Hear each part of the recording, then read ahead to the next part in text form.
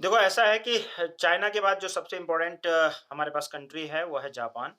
Japan जो है उसके बारे में हम थोड़ी-सी बात करेंगे, जापान के बारे में। देखो ये जापान बहुत ही डेवलप्ड कंट्री है और एशिया में अगर सबसे पहले इंडस्ट्रियलाइज़ेशन कहीं हुआ है तो जापान के अंदर हुआ है। लेकिन आपको जान के बहुत हैरानी होगी कि जापानी लोगों का कुछ एटीट्यूड होता है और उनका एटीट्यूड बहुत ही स्ट्रॉन्ग एटीट्यूड है, बहुत ही अच्छा है, उनका डिसिप्लिन बहुत है उनके अंदर। तो उस वो वहाँ पे बार-बार सुनामी और अर्थक्वेक आता रहता है बट स्टिल वो जो है बार-बार ग्रो करते हैं, अपने आप को उठा लेते मतलब नीचे से एकदम ज़ीरो से उठा के ऊपर ले जाते हैं। उसके बारे में हमें पढ़ना है, कल हम पढ़ेंगे, लेकिन आज मैं आपको उसके जो आइलैंड्स से जिससे जापान बना है, कम से कम ये घर पे आप याद कर लो। आपको पता होना चाहिए, ये 5 आइलैंड हैं, जो आइलैंड्स हैं जापान के, इन सबको मिलाकर एक जापान कहा जाता है। उनके नाम आप याद कर लो, सबसे ऊपर नॉर्थ साइड में होक्काइडो, कौन-सा है? होक्काइडो। और दूसरे नंबर पे आपका होन्शु, होन्शु और तीसरे नंबर पे आपका शिकोकू और फिर क्योसू और उसके बाद में ryukyu और ये मैंने आप लोगों को पहले भी फिजिकल ज्योग्राफी में भी बताया था, याद करो। तो आप इसको जापान के मैप आइलैंड्स याद कर लीजिए, होक्काइडो, होन्शु, शिकोकू और उसके बाद क्योशू और ryukyu। उसके अलावा हम इसके बारे में बाकी बातें इंशाल्लाह कल अच्छे से करेंगे। इसमें मैं आप लोगों को कुछ जापानीज़ कल्चर के बारे में भी बताऊँगा और जापान के बारे में और भी बातें हम मतलब फिज़िकली, ज्योग्राफी के इस पॉइंट ऑफ व्यू से और कल्चर पॉइंट ऑफ व्यू से भी उनके एटीट्यूड के बारे में भी बात करेंगे क्योंकि हैं? क्या? हाँ, जी, जी, बिल्कुल। तो इसमें हम लोग कल इसके साथ कुछ एडिशनल बातें भी करेंगे जिसमें हम लोग जापान के लोगों का एक बहुत इम्पोर्टेंट पॉइंट है जो कि वो है उनका एटीट्यूड तो उसके ऊपर भी हम थोड़ी बहुत बातें इंशाल्लाह करेंगे। उनके कुछ प्रिंसिपल्स होते हैं तो उसके बारे में हम लोग भी बात करेंगे साथ में उसकी ज्योग्राफी की बात करेंगे। कल के लिए इसको रखते हैं, कल बात करेंगे इंशाल्लाह, ठीक है? चलिए मिलते हैं द नेक्स्ट क्लास। तब तक आप लोग कम से कम ये पता होना चाहिए कि होक्काइडो, होन्शु, शियोको, क्योसू और ryukyu किधर है, ठीक है? इतना आपको एट लीस्ट पता हो, कल हम बात करेंगे। चलिए, ठीक है? मिलते हैं नेक्स्ट क्लास में। अल्लाह हाफ़िज़। में आया करती थी। जापान जो है one of the most disciplined country है पूरे वर्ल्ड में और सबसे ज़्यादा एशिया में सबसे पहले जहाँ इंडस्ट्रियलाइज़ेशन शुरू हुआ वो जापान है। जिसके पास नेचुरल बैरियर बहुत सारे हैं, नेचुरल हर्डल बहुत सारे हैं। लेकिन एक बहुत परफेक्ट एग्ज़ाम्पल है मोटिवेशन का और उसके अलावा जो है अ, दोबारा से राइज़ करने का अपने आप को और तो जापान के लोगों का जो एटीट्यूड है उनको डेवलप बनाता है। उनको उनके आप देखेंगे तो नेचुरली अगर नेचुरल उनके अगर आप एरियाज़ देखें कि कहाँ कितना जापान कितना बड़ा है, तो आपको दिखेगा कि कुछ आइलैंड्स मिलकर एक जापान बनाता है लेकिन one of the most developed country world की है वो, ठीक है? तो जापान देखें आप, ये आप को दिख रहा है ये एक ट्रेडिशनल जापान की कुछ पिक्चर टाइप से है और दूसरी आपकी जो मॉडर्न जापान है उसकी मतलब ट्रेडिशनली कुछ इस तरह की चीज़ें जापान में देखने को मिला करती थी। आजकल पूरा वर्ल्ड देखता है जापान की तरक्की को, इतना ज़बरदस्त उन्होंने काम कर रखे हैं। सबसे पहले जापान क्या है? तो जापान का एक फिजिकल जो कुछ ग्रुप ऑफ आइलैंड से मिलकर जापान बना है, उनको पहले याद करो। मैंने कल बताया भी था आप लोगों को, पहले भी फिजिकल ज्योग्राफी में बता चुका हूँ कि जापान जो है उसमें 5 मेन आइलैंड्स हैं। एक है होक्काइडो, दूसरा होन्शु, शिकोकू, क्योशू और ryukyu। ये 4-5 आपके आइलैंड हैं। सबसे ऊपर होक्काइडो है, उसके नीचे वाला जो है होन्शु है, उसके बाद में शिकोकू है, उसके बाद में आपका क्यूशू है, उसके बाद ryukyu है। तो ये आइलैंड्स जो है इनको आप ज़रा देख लीजिए अपने मैप में भी और लोकेट कर लीजिए कि कहाँ पे कौन-कौन से आइलैंड हैं और आप इनके नाम दिमाग में बिठा लीजिए क्योंकि कम से कम इन आइलैंड्स के नाम आपको पता होना चाहिए। जापान के बहुत सारे सिटीज़ के नाम आपको पता है, जैसे टोक्यो पता है, जैसे कि आपका आइची पता है, आपको क्या नाम है नगोया पता है, उसके अलावा आपको कावासाकी पता है, बहुत सारा, ठीक है? आपने नाम सुन रखा है। जापान की बहुत सारी सिटीज़ का जो है ह यामाहा वगैरह सुना हुआ है ना, तो इसी बहुत सारा जो है कावासाकी, यामाहा तो वो किसी न किसी से निकले हुए वो हैं। तो जापान की बहुत सारी सिटीज़ का नाम आपने गाड़ियों के नाम पर सुना होगा, ठीक है? तो इसको पहले इसके जो आइलैंड्स हैं उनके नाम याद कर लीजिए, फिर सिटीज़ के नाम अभी आपके सामने कई सारे आएँगे, इम्पोर्टेंट सिटीज़ के नाम, ठीक है? हिरोशिमा, नागासाकी सुना ही हुआ है आपने। तो वो ये सब जानना होता है कि कौन से आइलैंड पर है, कहाँ पर है। तो होकाइडो, होन्शु, शिकोकू, क्योटो और ryukyu, इसको आप मार्क कर लीजिए अपने एटलस में। देख लिया जापान का मैप निकालिए और देखिए क्या खुशी एटलस में अपने मार्क करिएगा, ठीक है। और ये याद होना चाहिए आपको, ठीक है, कि होकाइडो नॉर्थ में सबसे, फिर होन्शु, फिर शिकोकू, फिर क्योटो, उसके बाद में आपका ryukyu, ठीक है। अब हमारा आता है, ये देखें आप, अगर आप जाएंगे जापान का फिजिकली जापान को देखेंगे तो यहाँ पे आपका ला पेरोयुस स्ट्रेट है। उसके अलावा आपका सुगारू स्ट्रेट है और यहाँ पे आपको सी ऑफ जापान दिखेगा। सी ऑफ जापान देख लीजिएगा, ठीक है, दिख रहा है।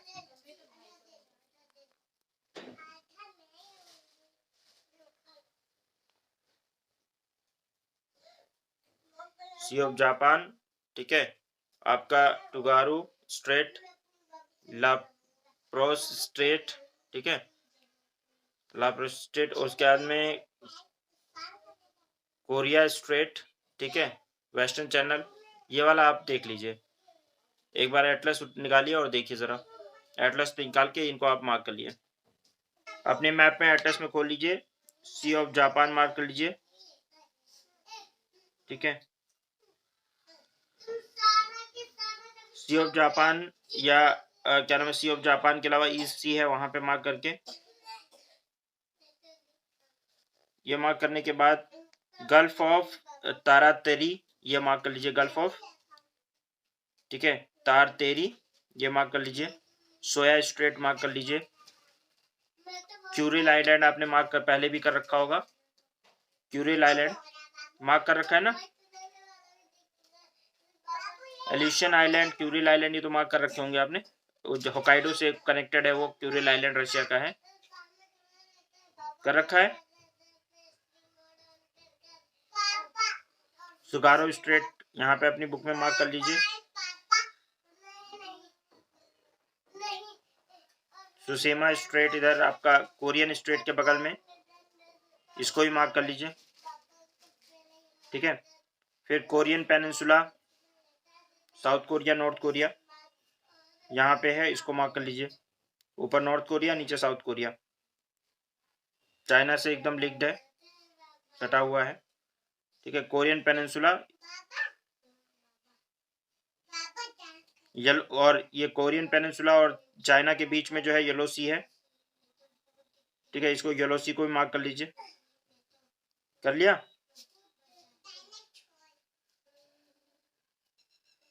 मार्क करिए।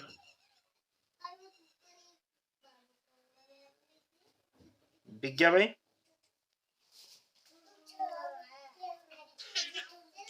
और इसके अलावा आप तो पॉलिटिकल में जाइए, पॉलिटिकल उसमें जाने के बाद आप टोक्यो, योकोहामा, नगोया, ये सब आपको होन्शु में दिखेगा, इसको मार्क कर लीजिए।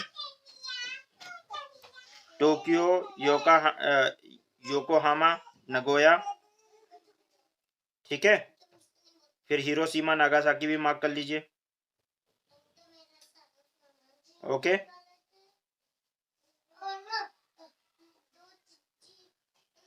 हिरोशिमा और फिर नागासाकी, इसको, और क्योटो मार्क कर लीजिए। क्योटो प्रोटोकॉल के नाम पे क्योटो बहुत फेमस है, क्योटो मार्क कर लीजिए। ये पॉलिटिकल में जाके मार्क कर लीजिए।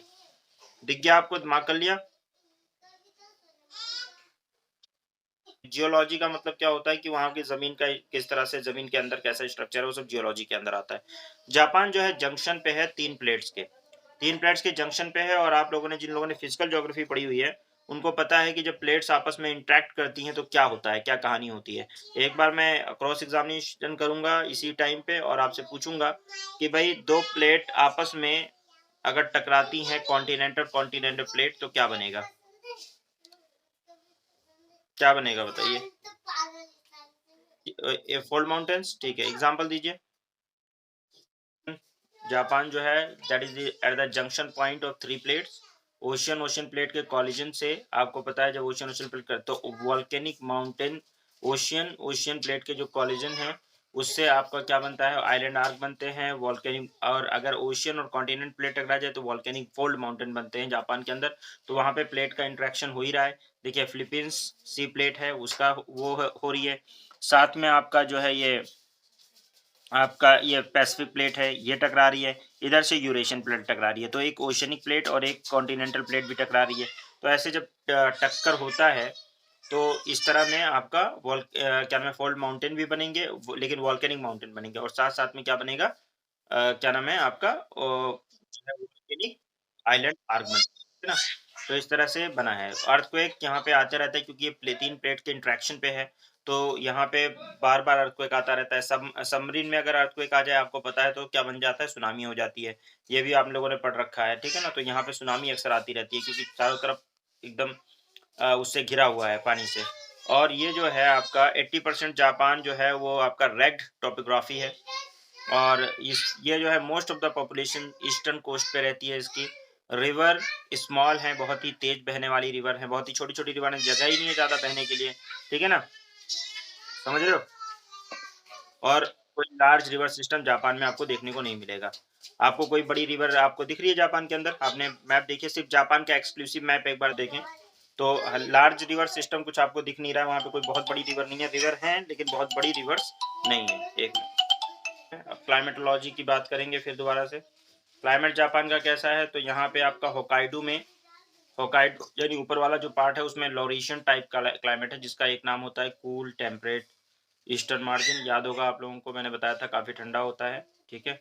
और समर जो है थोड़ी वार्म टाइप की होगी। रेस्ट ऑफ जापान जो है वो टेम्परेट मानसून टाइप का क्लाइमेट है। और उसके अलावा जो है टेम्परेट मानसून टाइप का क्लाइमेट है। और उसमें चाइना टाइप भी कुछ एरियाज में है, जैसे warm temperate eastern margin. China type में मतलब थ्रू आउट ईयर जो है रेनफॉल होता है। तो ये यहाँ पे दो टाइप का क्लाइमेट है। आप लोरेशियन टाइप भी पढ़ चुके हैं क्लाइमेटोलॉजी में। आपका क्लाइमेटोलॉजी वाले लेक्चर्स भी अपडेट हो जाएंगे, पढ़ तो चुके ही हैं आप लोगों को, यूट्यूब पे भी आ जाएगा आपका। रेस्ट ऑफ जापान के अंदर temperate monsoon China type climate है, जिसके अंदर आप देखेंगे कि जिसको हम लोग वार्म टेम्परेट ईस्टर्न मार्जिन कहते हैं। इसमें थ्रू आउट ईयर रेनफॉल होता है। ऊपर वाले साइड में लोरेंशियन टाइप है। तो जैसे चाइना में है, ऊपर वाले साइड में चाइना में भी क्या है, लोरेंशियन टाइप क्लाइमेट है। नीचे वाले साइड में कैसा है, चाइना टाइप क्लाइमेट है, राइट है? उसी तरह से यहाँ पे भी आपको दिख रहा है क्लाइमेट जापान का। देखें, जापान जो होता है उसमें साउथ ईस्ट मानसून जो होता है इसका, ठीक है, समर के अंदर साउथ ईस्ट मानसून से इसके बारिश होती है। North west monsoon, north west से आपको पता है जो नॉर्थ वेस्ट साइड से आ रहा है वो, उसमें ठीक है, इन विंटर में होगा। ड्राई विंड साइबेरिया से जो आती है, बहुत ही ज़्यादा आपको पता है कि वो ठंडी होती हैं। वो ईस्टर्न ईस्ट जो चाइना सी है वहाँ से मॉइस्चर लेती हैं और खूब अच्छे से बारिश करती हैं। आपको इस सी से, ठीक है, आपका लेती हैं जब वो, क्या नाम आपका, मॉइस्चर, तो खूब अच्छे से बारिश करती हैं। तो इसमें काफ़ी ज़्यादा मतलब थ्रू आउट ईयर इधर रेनफॉल होता है, जो चाइना टाइप क्लाइमेट है जहाँ पे। मैरीटाइम इन्फ्लुएंस है इसमें काफ़ी जो है, मैरीटाइम इन्फ्लुएंस यानी समुद्र के किनारे का इन्फ्लुएंस हमेशा उसके ऊपर पड़ेगा ही, क्योंकि जापान कोई चारों तरफ समुद्र से घिरा घिरा हुआ आपको दिख रहा है, आइलैंड्स हैं। तो आपको एग्रीकल्चर की अगर बात करें तो इतना बड़ा आइलैंड बहुत बड़ा नहीं है, तो सिर्फ 20% जो लैंड है वहाँ का, that is suitable for agriculture.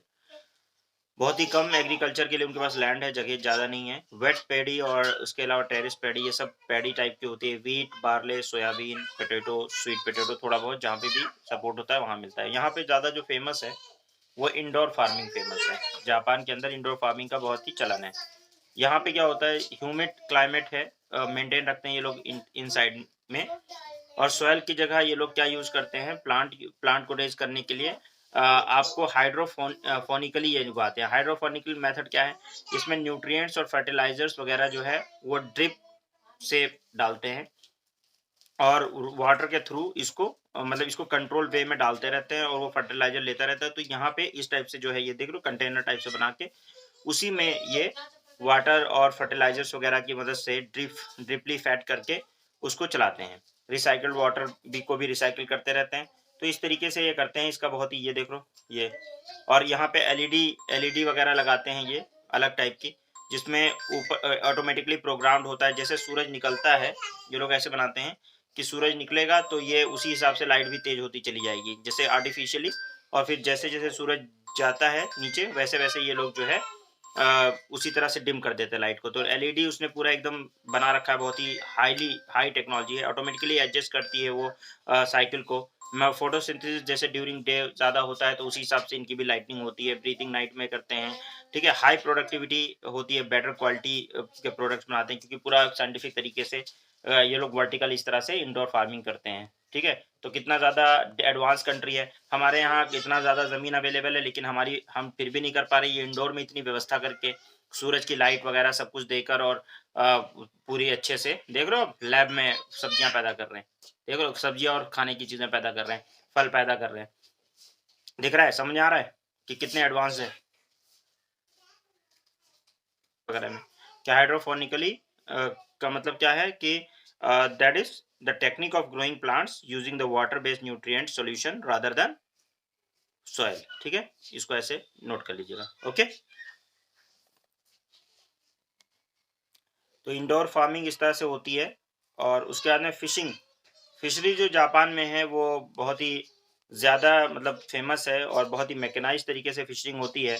लेकिन इनके साथ अभी थोड़ी-सी दिक्कत हो गई है, क्योंकि ये व्हेल की जो मीट होता है ना, उसको जैसे हमारे यहाँ बकरा वगैरह जो है, जब मुस्लिम है वहाँ पे मीट जो है मटन को बहुत वो किया जाता है, जैसे कोई मेहमान आ गया तो मटन बनेगा। इसी तरह से हिंदुओं में पनीर बनता है, जब कोई मशरूम बनता है। इस तरह की मतलब चीज़ें होती हैं, हमारे यहाँ कल्चर है लोगों का। इसी तरह यहाँ पे जापान के अंदर जब कोई मेहमान आता है तो व्हेल का जो मीट होता है, उसको ये लोग बहुत पसंद करते हैं, व्हेलिंग। तो ये फिशिंग सेक्टर जो है, यहाँ पे मेनली मछलियाँ काफ़ी पसंद की जाती हैं। डीप सी फिशिंग यहाँ पे काफ़ी ज़्यादा होती है। डीप सी फिशिंग करते हैं, एक्वाकल्चर, आर्टिफिशियल इंसेमिनेशन करते हैं। मॉडर्न हैचिंग इनके पास टेक्निक्स हैं काफ़ी ज़्यादा, और काफ़ी डेवलप्ड इनके यहाँ फिशिंग होती है। One of the largest fishery sector है वर्ल्ड में। आपको पता है क्यों रहा है? क्योंकि जापान किस जब सी रिसोर्स है तो सी के आस-पास ही होगा। आपको पता है 2 करंट, कोल्ड करंट के बारे में मैंने आप लोगों को बताया था करंट पढ़ाते वक़्त, कोइशियो और ओइशियो, ठीक है? कुरोशियो और ओइशियो 2 मीटिंग बताया था, कोल्ड करंट ओइशियो और वार्म करंट कुरोशियो, ये दोनों मिलती हैं, और जहाँ पे वार्म करंट और कोल्ड करंट मिलती है वहाँ पे बहुत अच्छा फिशिंग ग्राउंड बनता है, आपको पता है, ठीक है? बताया है ना? ठीक है? इंटेंडेड कोस्टलाइन बनेगा, स्वैलो आपका कॉन्टिनेंटल शेल्फ मिलेगा, चारों तरफ तो इसको कॉन्टिनेंटल शेल्फ मिल रहा है, टेम्परेट वाटर मिलता है, तो यहाँ पे अच्छा खासा फिशिंग ग्राउंड बनता है। व्हेलिंग जो होती है जापान के अंदर, व्हेल मैंने बताया था, व्हेल जो होती है ये चीफ सोर्स है प्रोटीन का जापान के अंदर। और व्हेल मीट जो होता है उसको special food at a festivity के रूप में, फेस्टिविटीज के रूप में यूज की जाती है। व्हेल मीट जो होता है, व्हेल बोन, आपका ब्लबर एंड ऑयल, ये सब व्हेल का बहुत यूज किया जाता है। After world war two Japan ने का इंफ्रा जो है, destruction of the Japan infra, whale consumption increase हुआ, क्योंकि इंफ्रा उतना अच्छा नहीं रह गया। तो ये लोग जो है चीप सोर्स पहले शुरू में रहा व्हेल की मीट जो है वो, क्योंकि बहुत बड़ी होती हैं व्हेल्स, तो वो जो प्रोटीन का एक बहुत बड़ा सोर्स, चीप सोर्स होता था व्हेल प्रोटीन का। लेकिन तो जापान इसके ऊपर बहुत ज़्यादा डिपेंडेंट था। वर्ल्ड वॉर के बाद जब उनके पास कुछ कमी हुई तो इसके लिए, लेकिन इंटरनेशनल व्हेलिंग कमीशन बना दिया गया ग्लोबली, और moratorium and commercial hunting in 1986 के अंदर बनाया गया कि कमर्शियल हंटिंग जो है वो फिशेज उसकी व्हेल की नहीं की जाएगी।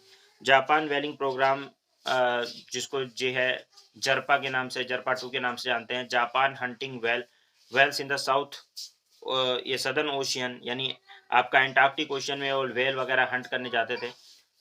उसके बाद करने जाते हैं, मतलब क्यों जा रहे हैं, क्योंकि इन जहाँ पे बैन है तो ये लोग दूसरे दूसरे उसमें जाते हैं, लेकिन रिसर्च के नाम पर ये एक्चुअली कर रहे हैं। वो लोग दिखा रहे हैं कि हम रिसर्च कर रहे हैं यहाँ पे, लेकिन रिसर्च के नाम पर, साइंटिफिक रिसर्च के नाम पर दुनिया भर की 2005 के बाद से ये लोग हंटिंग करते हैं अदर अदर ओशियन में जाके, और उसको रिसर्च का नाम देते हैं, क्योंकि वैसे तो बैन हो गया है हंटिंग, ठीक है ना? तो इस तरह से इंटरनेशनल अपोजिशन भी इसका बहुत होता है। इन्वायरमेंटल ग्रुप जो है वो बहुत दिन से जापान की व्हेल हंटिंग का अपोज करते हैं, बिकॉज व्हेल जो है वो चीप प्रेडेटर है, ठीक है? Whales are their decrease in the population, पूरा मैरीन फूड चेन को जो है वो डिस्टर्ब कर देगा। तो 2010 के अंदर ऑस्ट्रेलिया ने एक केस भी फाइल किया है इंटरनेशनल कोर्ट ऑफ जस्टिस के अंदर, कि जापान का व्हेलिंग प्रोग्राम जो है वो साइंटिफिक नहीं है। ये ज़बरदस्ती का साइंटिफिक दिखाते हैं, साइंटिफिक बेसिस दिखाते हैं, लेकिन ये एक्चुअल में है नहीं। ये लोग अपने कंजम्पशन के लिए कर रहे हैं।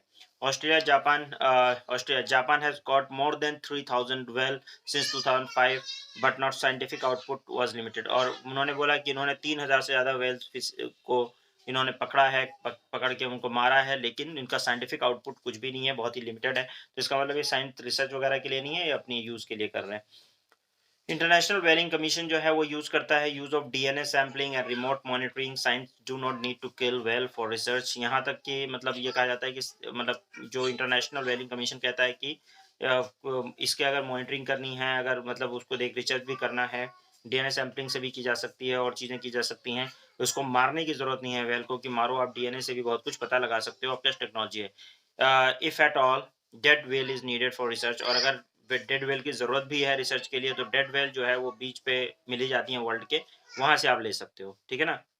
लेकिन वेल को मारना ठीक नहीं है, ओके?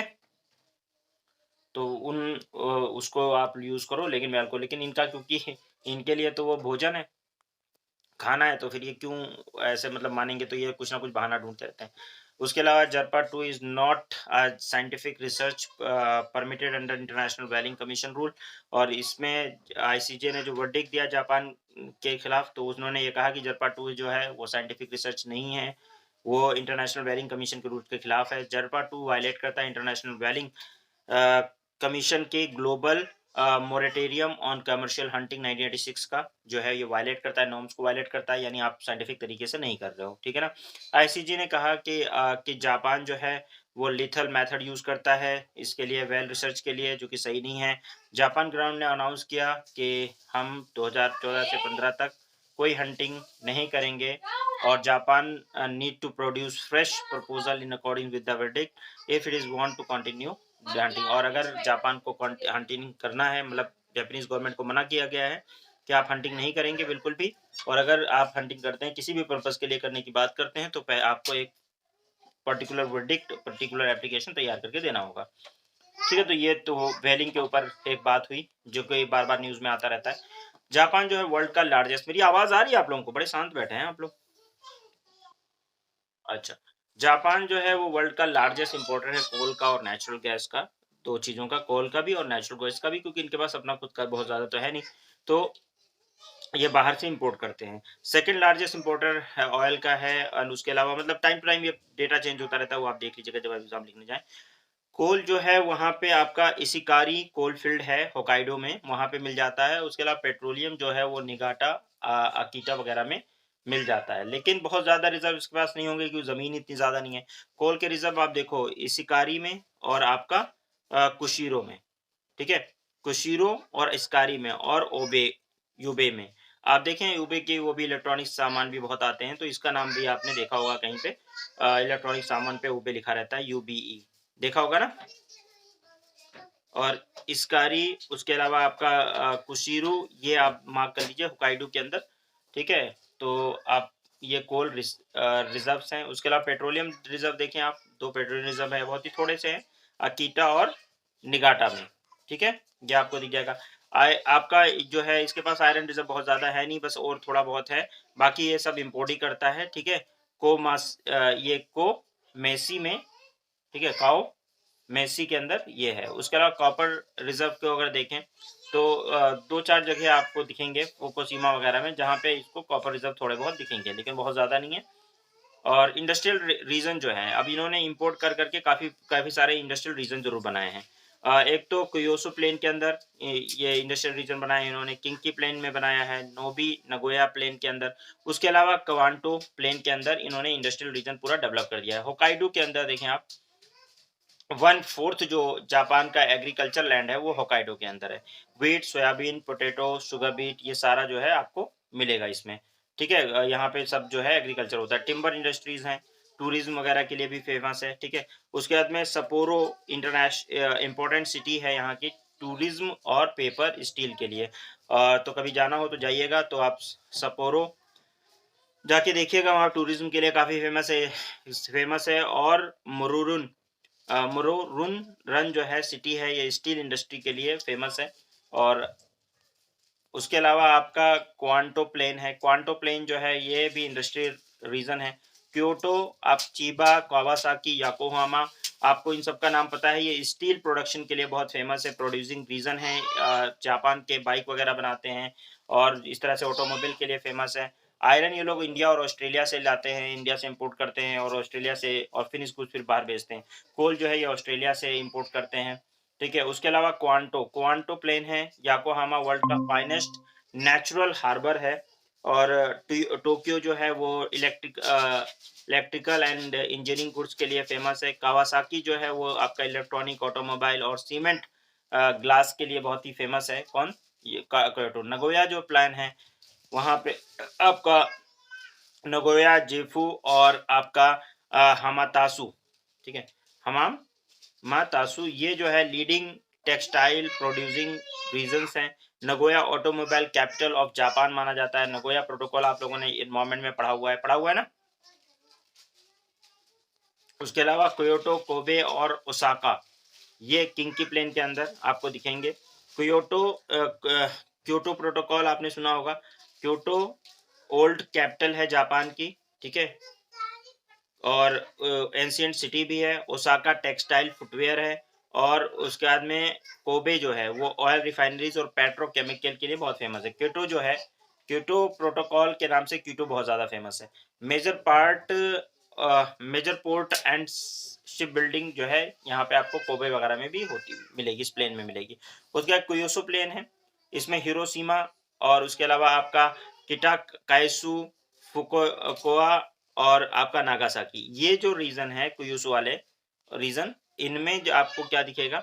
इसके अलावा आपका किटायासु, ये इसने मर्जर किया है कई सारे, उसका कई सारी यूनिट जो है मर्ज होकर इन्होंने स्टील इंडस्ट्रीज की यूनिट को मर्ज करके एक साथ बना दिया है। लेकिन आपको हिरोशिमा, आपका किटायासु और फुकुओका और नागासाकी, इन सब जगहों पे स्टील इंडस्ट्रीज काफी ज्यादा फेमस है। फुकुओका और नागासाकी अब जो है स्टील इंडस्ट्रीज के लिए जानी जाती है, जबकि बहुत ज़्यादा आपको पता है नागासाकी पे जब बम गिरा था तो बहुत ज़्यादा तबाह हो गई थी, लेकिन उन्होंने बहुत जल्दी रीबिल्डिंग की और स्टील इंडस्ट्रीज के लिए मैं आज उनका बहुत बड़ा नाम है। हिरोशिमा जो है ऑटोमोबाइल और शिप बिल्डिंग में भी बहुत ज़्यादा फेमस है। शिप बिल्डिंग भी करता है और उसके अलावा जो है आपका ये क्या क्या नाम है, ऑटोमोबाइल के लिए भी बहुत फेमस है। ओब जो है वो केमिकल इंडस्ट्रीज के लिए भी फेमस, वहाँ पे केमिकल इंडस्ट्रीज हैं। स्ट्रेंथ जापान की क्या है, कुछ स्ट्रेंथ है और कुछ वीकनेस है। आपको पता है कि जापान के लोगों का जो एटीट्यूड है, मैंने आपको कल बताया था कि जापान के लोगों का जो एटीट्यूड है वो वहाँ का सबसे स्ट्रॉन्गेस्ट पॉइंट है। वहाँ के लोगों का जो एटीट्यूड है बहुत ही तगड़ा है, ठीक है ना। ओके, तो उन वो लोग जो है अपने हिसाब से चीज़ों को लेके चलते हैं और बहुत ही मतलब डिफरेंट एटीट्यूड, डिफरेंट तरीके से उनके थिंकिंग है, उनकी जो वो है पॉपुलेशन जो है वो भी बहुत ही मतलब अब, क्योंकि वो लोग काफ़ी ज़्यादा डेवलप्ड रहे हैं, उन्होंने चाइल्ड पॉलिसी वगैरह भी अपनाई थी, जिसकी वजह से जो है वो लोग डेवलप तो हुए, लेकिन उनके यहाँ कुछ कमियाँ भी हो गई। जैसे वो उनकी जो पॉपुलेशन है, वीकनेस अगर देखोगे, तो उनकी जो पॉपुलेशन है वो बहुत एजिंग पॉपुलेशन है, यानी कि काफ़ी डिफरेंस है, यानी बाप बूढ़ा हो रहा है तब बच्चे जो है थोड़ा छोटे ही हैं अभी, यानी यंग पॉपुलेशन उनकी खत्म हो रही है, एजिंग पॉपुलेशन है। दूसरी बात, उनकी जो वो है लाइफ एक्सपेक्टेंसी भी बहुत ज़्यादा है, तो वो काफ़ी दिन तक ज़िंदा भी रहते हैं, ठीक है? और लेकिन बच्चे और बूढ़े ज़्यादा हैं, जवान थोड़ा कम हैं वहाँ। और ऐसे ही हर डेवलप्ड कंट्रीज़ के साथ यही हो रहा है, ठीक है? कि वो एजिंग पॉपुलेशन ज़्यादा हो रही है, यंग पॉपुलेशन कम है। जो डेवलपिंग कंट्रीज़ हैं, वो बच्चों पे रो तो कोई ऐसी पाबंदी-वाबंदी लगाते नहीं हैं, उनको तो है कि भई जितने बच्चे पैदा करने करो। वो ह्यूमन कैपिटल को एज़ अ रिसोर्स देखते हैं और ये लोग ह्यूमन कैपिटल को मतलब एज़ अ रिसोर्स देखते हैं और बस स्किल डेवलपमेंट पे इतना ध्यान नहीं देते, बस पैदा करने पे ध्यान देते हैं डेवलपिंग कंट्रीज़। और जो डेवलप्ड कंट्रीज़ होती हैं, उनको रहता है कि नहीं पूरा प्लान्ड तरीके से हर चीज़ करते हैं। लेकिन उसमें एक मसला ये हो जाता है बाद में कि और उनकी लाइफ एक्सपेक्टेंसी भी अच्छी होती है, तो एजिंग पॉपुलेशन ज़्यादा हो जाती है, बच्चे होते हैं, लेकिन जो यंग पॉपुलेशन है वो रिलेटिवली कम हो जाती है। ये हमेशा हर डेवलप्ड कंट्री की थोड़ी प्रॉब्लम है। तो यहाँ की भी प्रॉब्लम है ये। नॉलेज हब है, बहुत ज़्यादा इन्होंने रिसर्च किया है चीज़ों को। उसके अलावा availability of the natural port, इनके पास नेचुरल पोर्ट है, चारों तरफ पोर्ट ही पोर्ट है, दिख ही रहे हो। चीप हाइड्रो इलेक्ट्रिसिटी पावर मिल जाती है।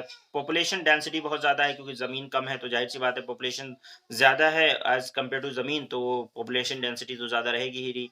अर्थक्वेक बहुत ज़्यादा आता है, प्रोन टू अर्थक्वेक, वोल्केनिज़्म और सुनामी। भाई जब जंक्शन पॉइंट पे बैठे हुए हो आप, रिंग ऑफ फायर पे बैठे हुए हो, तो ज़ाहिर-सी बात है वोल्केनिक इरप्शन तो होगा ही, सुनामी भी आएगी और अर्थक्वेक भी आएगी। लेकिन इनका एटीट्यूड जो है, इनको सँभाले, वहाँ पे अक्सर अर्थक्वेक आता रहता है और वो घर ऐसे बनाते हैं, वो गिरता है फिर उठा के खड़ा कर देते हैं। इस टाइप की मतलब आपने देखा होगा पेपर के घर बनाते हैं, गत्तों के घर बनाते हैं, इस तरह से शुरू से बनाते आ रहे हैं। अब तो बड़ी-बड़ी प्लास्टिक वगैरह टेक्नोलॉजीज़ हैं, जिनके घर बनाते हैं वो हार्ड भी होता है, लेकिन गिरते हैं तो चोट-वोट नहीं लगता। इस तरह से वो मतलब कुछ बनाते हैं कि वो मुड़ जाता है, बर्दाश्त कर लेता है, अर्थक्वेक रेजिस्टेंस टाइप की चीज़ें बनाने में वो बहुत माहिर हैं। ठीक है? तो इस तरह की चीज़ें उन्होंने मतलब धीरे-धीरे उस एनवायरनमेंट में अपने आप को अडॉप्ट कर लिया है। शिकोकू ओनली आइलैंड है जिसमें वोल्केनो नहीं है, नहीं तो हर जगह आपको वोल्केनो दिखाई देगा, यानी हर जगह मतलब वो होता रहेगा। अच्छा,